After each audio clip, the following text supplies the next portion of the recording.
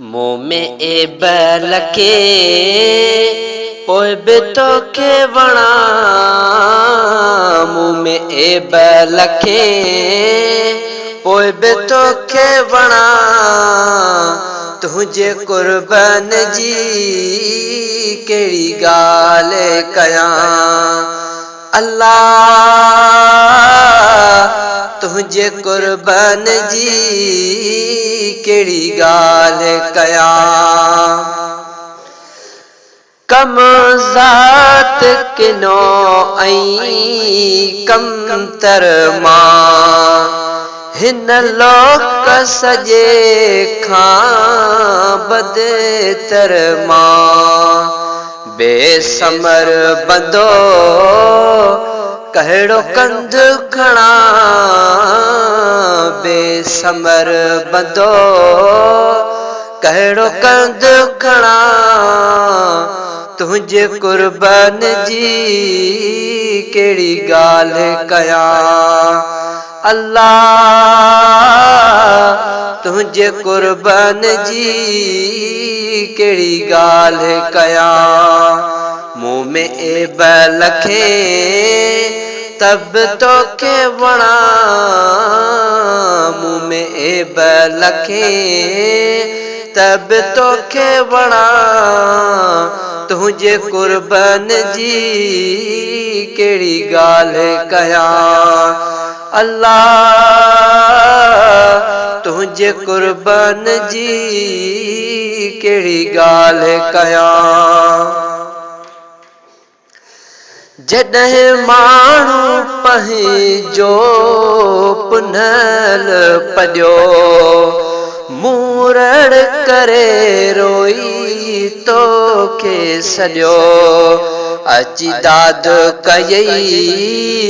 यकदम सुहिणा अची दाद कयई यकदम सुहिणा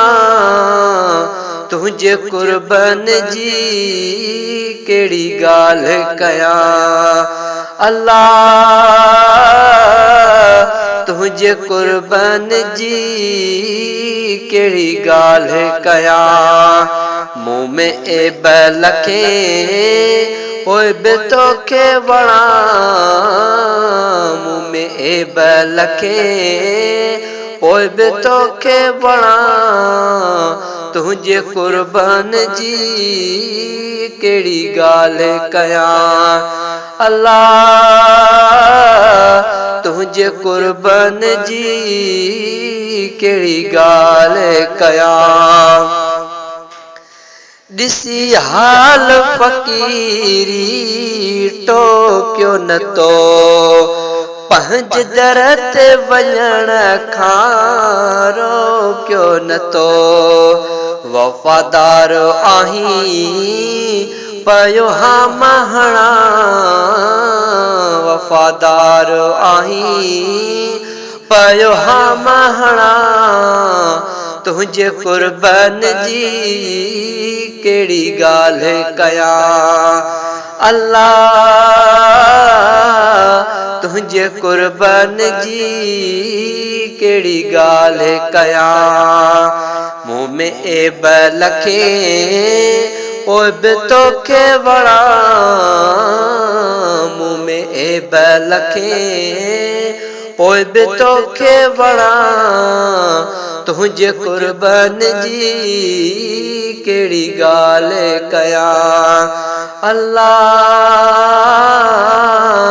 तुंहिंजे कुर्बान जी कहिड़ी ॻाल्हि कयां जॾहिं शेख अजब लिखी शेर चया मशहूर मिलाए शेख थिया